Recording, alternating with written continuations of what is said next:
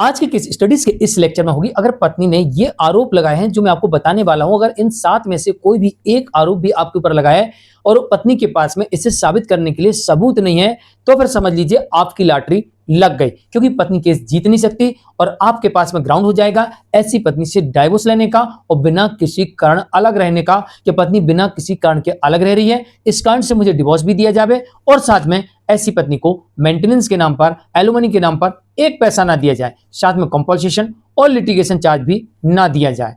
तो चलिए आज के स्टडीज के इस लेक्चर में आपको 7 ऐसे आरोप बताएंगे, अगर एक भी आपके केस में है तो उसे साबित करना पड़ेगा, नहीं साबित कर पाई तो केस हार जाएगी। जय जिनेंद्र, होम केस चैन।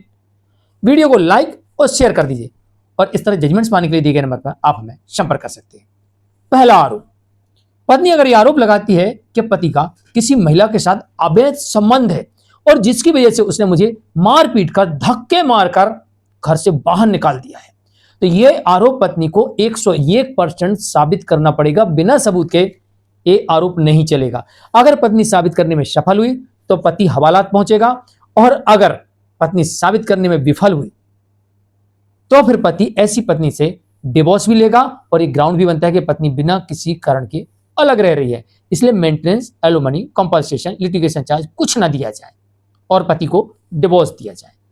दूसरा आरोप, अगर पत्नी आरोप लगाती है फला महिला के साथ, मतलब नाम बता रही है उसका, वो लड़की का नाम ये है, नाम लिख के दे रही है, उस लड़की के साथ मेरे पति का अवैध संबंध है, लिविंग में रहता है या शादी कर चुका है, इसका अफेयर है, या फिर एक से अधिक लड़कियों के साथ इसका अफेयर है, अगर ये लाइन आपके केस में आती है तो फिर यहां पर पत्नी को सबूत देना पड़ेगा, अन्यथा ये पति के प्रति मेंटल क्रूरल्टी अव्वल दर्जे की मानी जाएगी, चरित्र को कलंकित करने वाली मानी जाएगी, जिसकी वजह से पति ऐसी पत्नी के ऊपर कर सकता है मानहानि का केस और साथ ही ऐसी पत्नी से डिवोर्स ले सकता है और इसके अलावा यह भी निवेदन कर सकता है कि ऐसी पत्नी को no maintenance, no alimony, no compensation, क्योंकि पत्नी बिना किसी कारण के अलग रह रही और मेरी छवि खराब कर रही, मुझे कलंकित करने वाले, चरित्र को कलंकित करने वाले आरोप लगाकर मुझे मेंटल क्रूरल्टी कर रही है मेरे साथ।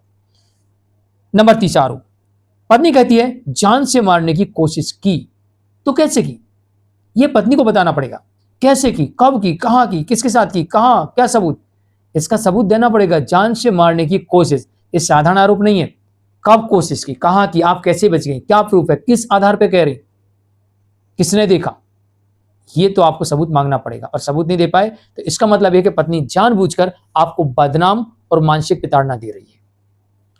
नंबर 4, मोबाइल छीन लिया। अगर पत्नी कहती मोबाइल छीन लिया मेरा, बात नहीं करने देते थे, तो फिर सबसे पहले आप पूछो किस टाइम से आपके पास मोबाइल फोन नहीं था, किस टाइम से नहीं था, और फिर उस बीच का उस मोबाइल नंबर का कॉल डिटेल्स निकालिए, उस नंबर पे कौन बात कर रहा था, कहां बात कर रहा था, उसमें लोकेशन भी आती है, मैसेज भी आते हैं, सब कुछ आता है, कॉल डिटेल्स निकलाइए।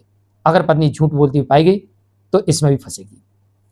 नंबर 5, वो कह रही है कि ये लोग मुझे फंदा लगाकर जान से मारने का या कोई जहर की पुड़िया खिलाकर जान से मारने का प्रयास कर रहे थे,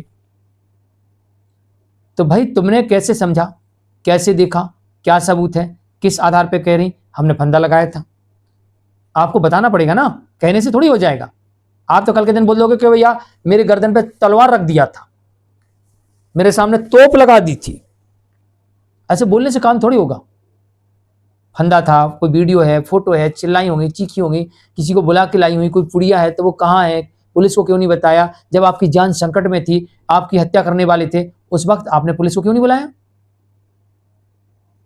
पुलिस को क्यों कॉल नहीं किया, घर वालों को क्यों नहीं बताया, पड़ोसियों को क्यों नहीं बताया, आपके पास मोबाइल फोन था ना, क्यों नहीं आपको किसी, आप सबसे कॉल पे बात कर रही थी लेकिन आपने ये बात क्यों नहीं बताई किसी को, ये मेरी हत्या करने वाले हैं, और जब उनको बताई तो उनने क्यों नहीं इसमें कोई हस्तक्षेप किया, इसका मतलब है कि वो चाह रहे थे कि तुम्हारी हत्या हो जाए।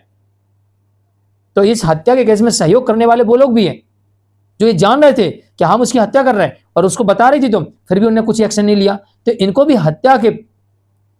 हत्या का सहयोग करने में इनको भी शामिल किया जाए। ऐसे में उन लोगों के ऊपर भी पार्टी बना, उनको भी इस केस में पार्टी बना सकते हैं। यानी तर्क और तथ्य और आरोप तीनों को आप कैसे घुमाओगे, कैसे घूमेंगे और किस ग्राउंड पे घूमेंगे और क्या सबूत होगा, ये सारी चीजें केस के अंदर देखी जाती है। नंबर 6, पत्नी पहले तो कहती है मेरा मोबाइल छीन लिया, मोबाइल नहीं था। फिर कहती है मैंने किसी अनजान व्यक्ति को मोबाइल पर सूचना दी, फिर उस व्यक्ति ने मेरे पिता को सूचना दी। अरे भाई, पहली बात तो कहनी तुम्हारे पास मोबाइल छीन लिया हमने, चलो ठीक है। दूसरे केस में जाती, मोबाइल पास में था। अनजान व्यक्ति को, तो अनजान व्यक्ति का नंबर कहां से आ गया आपके पास, कहां मिला आपने उसको मोबाइल पर? अरे भाई, आप ये कहते हैं कोई अनजान व्यक्ति रोड से जा रहा था, मैंने चीखी चिल्लाई और उसने सुना, उसको मैंने बोला, वो थाने में जाके बताया कि भाई ऐसा ऐसा हो रहा, पुलिस आई मेरे घर पे, फिर उन्होंने फोन लगाया, मेरे पिता को बताया। ये बात तो हजम होती है। अरे आपका नंबर, आपके पिताजी का नंबर तो, आपके पिताजी का नंबर तो आपके आसपास के पड़ोसियों के पास भी नहीं होगा, फिर वो अनजान व्यक्ति का नंबर आपके पास कैसे आ गया? आप अनजान व्यक्ति कह रहे हैं, किसी अनजान व्यक्ति को मैंने बताया, तो अनजान व्यक्ति, और अनजान व्यक्ति को मान लो आपने मौखिक बताया, तो आपके पिताजी का नंबर उसके पास कहां से आ गया? उस अनजान व्यक्ति के पास में आपके फादर का नंबर कहां से आ गया?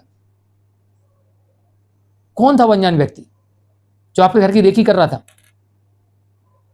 यहां पर पत्नी को जवाब देना पड़ेगा। नंबर 7, पति द्वारा मारपीट करने पर मैं अस्वस्थ हो गई और पति ने मेरा इलाज नहीं करवाया, जिससे मैं मरणासन अवस्था में पहुंच चुकी थी। इस कारण से मुझे मजबूरी बस अपने ससुराल को त्यागना पड़ा, छोड़ना पड़ा। तो भैया, ससुराल में तुमको पति ने मारा है, कूटा है, पीटा है, भूखा रखा है, इलाज नहीं करवाया है, तुम मरने वाली थी, मरणासन अवस्था में पहुंचा दिए, तुमको इसलिए ससुराल छोड़ना पड़ा, तो तुम अपने घर गई। तो तुम्हारे माँ बाप ने कौन से हॉस्पिटल में इलाज करवाया, क्या इलाज करवाया, पेपर दिखाइए। और अगर नहीं करवाया इलाज, तो इसका मतलब यह है कि इनके माता पिता, परिवार के लोग भी इसकी हत्या करना चाहते थे। चलो, हम लोग तो हत्या करना चाहते थे, लेकिन जितने दोषी हम हैं उतने दोषी इसके परिवार के लोग हैं, क्योंकि उन्हें इलाज नहीं करवाया। जब मेरे घर में मर रही थी जिस वजह से, वही वजह उन्होंने वहां जारी रखी। क्यों इलाज नहीं करवाया? जब मरणासन अवस्था में कोई पहुंच जाता है तो तत्काल उसको इमरजेंसी फर्स्ट एड देना पड़ता है और तत्काल उसको एडमिट करना पड़ता है। आपकी बेटी, मतलब आप तो एडमिट हुई नहीं, किसी डॉक्टर ने इलाज किया नहीं। उसके बाद कि आप जो डॉक्टर की पर्ची दिखा रहे हो प्राइवेट की है, उसमें लिखा है कि ब्लड प्रेशर थोड़ा सा डाउन था, थोड़ी सी आपको पेट में आपका डाइजेशन गड़बड़ था, गैस, पेट में गैस बन रही थी, आपको अच्छा फील नहीं हो रहा है, ये लिख दिया उन्होंने। ये लिखा है कि आप मरणासन अवस्था में थी, ये लिखा कि भूख के कारण आप वीक हो गई, ये लिखा कि इसमें कि आपका वजन घट गया। अगर ऐसा कहीं लिखा है तो बताओ। तो पत्नी यहां पर अपने लगाए गए आरोप में फंस जाएगी, क्योंकि आरोप कोई छोटे मोटे नहीं है। ये 7 जो आरोप गिना है मैंने, ये ऐसे आरोप हैं कि जिसमें पति सहित उसके पूरे परिवार को लंबी चौड़ी जेल हो सकती है। तो फिर पत्नी का उद्देश्य था, अगर बिना सबूत के तो झूठे आरोप लगाती है, तो पत्नी का उद्देश्य था कि पति और उसके परिवार को बदनाम करना, बर्बाद करना, जेल भिजवाना, संपत्ति हड़पना, ब्लैकमेल करना, या फिर कोई भी ऐसा आरोप लगाओ जिसकी वजह से वो इनसे छुटकारा पा सके और इनके साथ नहीं रहना। कोई ना कोई मकसद हो सकता है। तो आप इस सारी चीजों को कोर्ट में कुछ इस तरीके से अपने केस में देखिए और रखिए, और इनसे सवाल, इनके आरोप पर इनसे ही सवाल करिए और इनसे सबूत मांगिए, क्योंकि जितने भी आरोप बताए मैंने, ये सारे आरोप संदेह के आधार पर नहीं चलते हैं, इनके सबूत देना पड़ेंगे, क्योंकि ये सामान्य आरोप नहीं है। इससे किसी की प्रतिष्ठा धूमिल होती है, किसी को इसमें सजा होती है। आज के लिए इतना ही। मैं मुकेश जैन, नमस्कार।